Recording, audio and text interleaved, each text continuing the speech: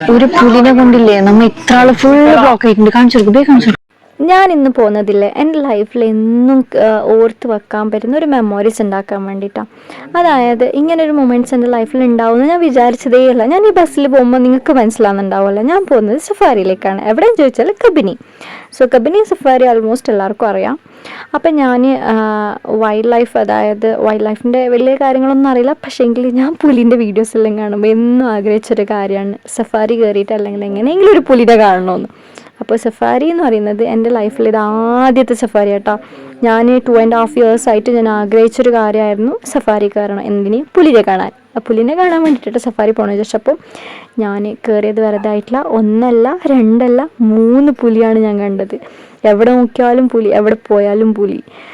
ഈ സഫാരി കയറിയിട്ട് പുലി അല്ലാണ്ട് ഞാൻ വേറെ ഒന്നും കണ്ടിട്ടില്ല. അങ്ങനെ ഒരു സഫാരി ആയിരുന്നു ഇത്. അപ്പോൾ ഏകദേശം 2 പുലിനെ കണ്ട്, ഒരു പുലിനെ കണ്ട് നെക്സ്റ്റ് നമ്മൾ പോകുന്നത് ഇനി എന്ത് നെക്സ്റ്റ് കിട്ടും എന്നുള്ള പ്രതീക്ഷ. അതായത് സഫാരി കയറുമ്പോൾ ഇനി എന്തായിരിക്കും കിട്ടുക. അപ്പോൾ ഇതാ പെട്ടെന്ന് നമ്മൾ മുന്നിൽ വന്നത് ഒരു പുലിനെ കൊണ്ടില്ലേ നമ്മ ഇത്ര ആള് ഫുള്ള് ബ്ലോക്ക് ആയിട്ടുണ്ട്. കാണിച്ചു കൊടുക്കും, കാണിച്ചു കൊടുക്കും.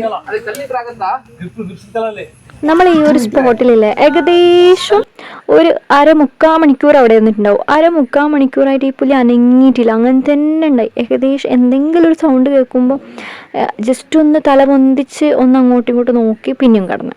ഇത് മൊത്തം റെസ്റ്റ് എടുക്കുക എന്ന് തന്നെ പറയട്ടോ. ഈ എന്താ പറയുക, ഒരു പുലിനെ കാണാമെന്ന് പറഞ്ഞിട്ട് പോയാൽ ഞാൻ കണ്ടത് 3 പുലിനെ.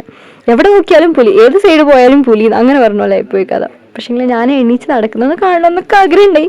പക്ഷെ എന്ത് ചെയ്യാൻ, കടന്നുറങ്ങുന്ന പുലിനെ മാത്രമാണ് ഞാൻ കണ്ടത്. അപ്പം സഫാരിയിൽ പോയിട്ട് ഒന്നും കാണുന്നില്ല, ഒന്നും കിട്ടുന്നില്ല എന്നല്ല പറഞ്ഞവർക്ക് ഭാഗ്യമില്ല എന്ന് മാത്രമേ പറയാൻ പറ്റുള്ളൂ. എൻ്റെ ഭാഗ്യം പിന്നെ എന്താ പറയല്, ഒലിച്ചിറങ്ങുന്നുണ്ടെന്ന് തന്നെ പറയും ഈ സഫാരിയിൽ കേട്ടോ. അപ്പോൾ എന്ത് പറഞ്ഞാലും കബിനി സഫാരി എന്ന് പറഞ്ഞത് അടിപൊളി സഫാരി ആയിരുന്നു. എനിക്ക് എൻ്റെ ലൈഫിൽ ഞാൻ ഒരു മെമ്മോറീസ് കീപ്പ് ചെയ്യണമെന്ന് ആഗ്രഹിച്ചിട്ടാണ് ഈ സഫാരിയിലേക്ക് പോയത്, എന്തെങ്കിലും കിട്ടണമെന്നുള്ള ആഗ്രഹം കൊണ്ട്. സോ അതുപോലെ തന്നെ അടിപൊളിയായിട്ട് എനിക്ക് സഫാരിയിൽ പുലിനെ കിട്ടിയിട്ടുണ്ട്. ഓരോ മൊമെൻറ്റ്സും ഞാൻ അത്രയ്ക്ക് എൻജോയ് ചെയ്യായിരുന്നു. ഇതിൻ്റെ പ്രാന്തുള്ള ആൾക്കാർക്ക് മാത്രമേ ഇത് പറഞ്ഞാൽ മനസ്സിലാവുള്ളൂ. ഞാൻ വലിയ അതിൻ്റെ പ്രാന്തുള്ള ആളൊന്നല്ല. എന്നാലും എന്താ പറയുക, ഒരു സഫാരി കയറണമെന്ന് ആഗ്രഹിച്ച് പോയ ഒരാളെന്ന നിലയ്ക്ക് എനിക്കിത് ലോട്ടറി എന്ന് തന്നെ പറയാം.